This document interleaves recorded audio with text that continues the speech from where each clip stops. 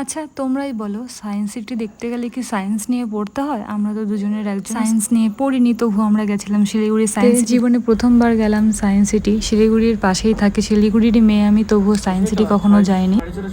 তো বড়মাসাই এখানে দুজনের জন্য টিকিট কাটছে, আর আমি এখানে ভাবছি যে এমন টাইমে এলাম, টাইমটাও জানি না কখন আসতে হতো কখন কি।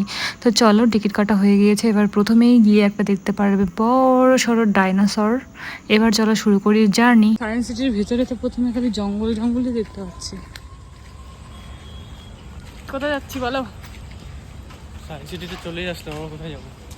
তাই তো, এদিকে তো আমরা ভাবছিলাম হয়তো আর কিছুই দেখতে পারবো না, একটু পরে তো বন্ধই হয়ে যাবে। তবুও কিন্তু আমরা অনেক কিছু দেখেছি, সব কিছু আস্তে আস্তে তোমাদের সঙ্গে শেয়ার করব। এখনও টাইম পেয়ে উঠিনি। তো চলো, প্রথমেই এদিক দিয়ে ঢুকে জঙ্গল মঙ্গল দিয়ে এসে প্রথমেই এখানে দেখতে পারবে একটা বড় সড়ো গেমিং জোন। এগুলো সবগুলোতে কিন্তু অ্যাক্টিভিটি হয়, এই যে দেখতে পাচ্ছ যেখানে যেখানে যা যা রয়েছে সব কিছুতে অ্যাক্টিভিটি থাকে। আর এই যে সবার প্রথমে দেখতে পাবে গিয়ে একটা বড় প্লেন।